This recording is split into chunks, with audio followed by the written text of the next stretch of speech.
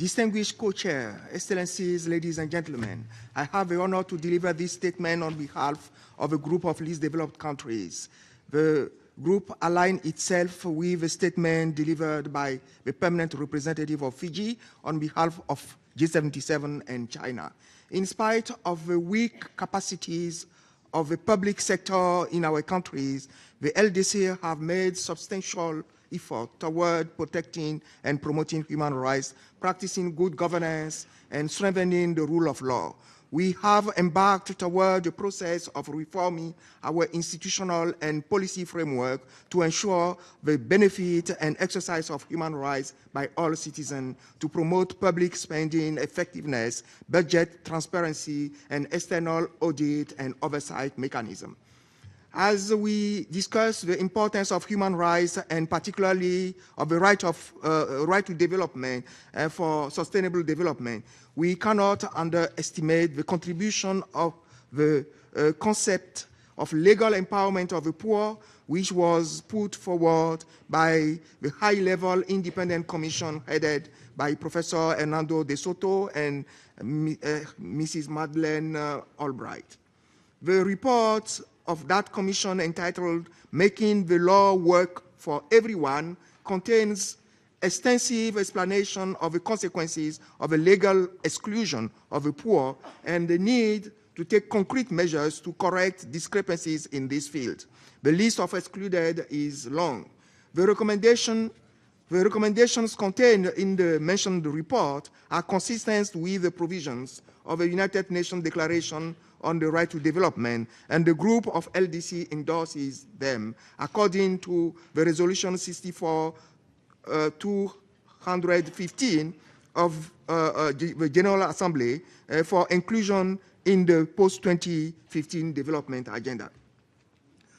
Understood as the process of systemic change through which the poor are protected and enabled to use the law to advance their rights and interests as citizens and economic actors. Legal empowerment of the poor implies viewing development from the end user's perspective, taking into account the issues of rights, including labor right, property right, as well as other rights essential for the livelihoods of the poor in order to enhance sustainability, effectiveness, and inclusiveness of poverty eradication efforts.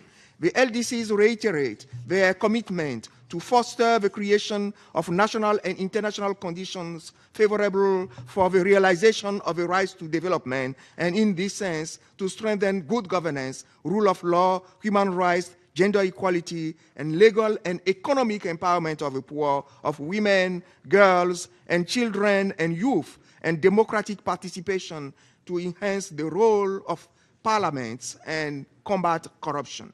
A growing number of LDCs are adhering to international legal instruments of direct relevance and application to various dimensions of good governance.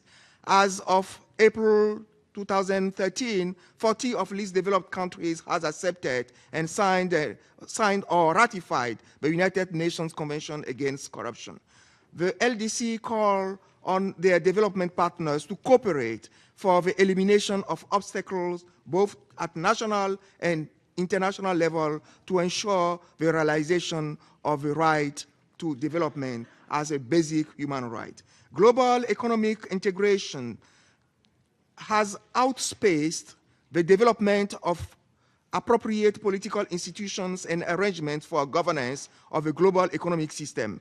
The current system has not been able to yield the results that originally were envisioned. Furthermore, the global financial crisis has proven that the world is facing serious lack of appropriate institution framework to manage development and rapid economic and financial liberalization, deregulation, and globalization. The effectiveness and credibility of the international financial institutions, especially their development impact, have been adversely affected by deficiencies in their governance. There has been growing inconsistency between the economic and financial way of developing countries especially LDCs, in the world economy and their share of quota and voting power and access to resources in IMF and World Bank. This is one of the important underlying factors behind the loss of credibility of those organizations in addressing systemic issues. There is an urgent need to reform the international monetary and financial system to ensure that it is more inclusive and equitable, and thus to enable them to create more effective and credible global economic governance consistent with the principles of equity, transparency, accountability, and ensuring effective partnership for development. The LDCs which are marginalized in the financial system, financial and monetary and economic governance structure, are the most affected and vulnerable to the impact of the policy decisions adopted there. They are also most exposed and least equipped to cope with the crises and shocks. The group of least developed countries representing the most vulnerable countries of the world is a well-established category in the United Nations system, WTO, and many other international organizations. However, this group is not recognized by the Bretton Woods institutions. The least developed countries invite the Bretton Woods institutions, regional development banks, and all other relevant international and regional organizations to recognize the LDCs as the most vulnerable group of countries as identified by the United Nations system coherence, for systemic coherence in the implementation and follow-up and monitoring of the IPOA. We invite the Bretton Woods institutions to dedicate special financial and technical support measures for the LDCs and to allocate the resources based on the United Nations Vulnerability Index developed for the least developed countries. The provision of global and regional public goods should be an important part of the development institution's work and mandate. Preservation of environment is an important issue closely related to the provision and preservation of global public goods.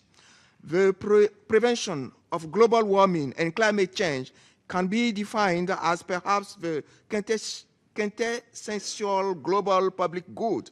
The international community faces collective responsibility to set up adequate rules and incentives to ensure international cooperation in preserving the self-sustaining nature of Earth's atmosphere.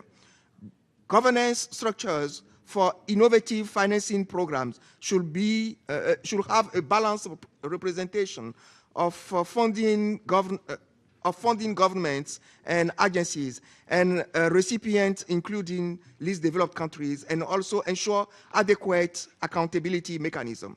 We should make additional efforts to ensure strengthened coordination and coherence among the United Nations system and other multilateral financial, trade, development institutions in supporting economic growth, institution building, poverty eradication, and sustainable development in the least developed countries. The LDC called for the protection of migrants' rights and a humane management of issues related to migration and for their due consideration in the post-2015 development agenda.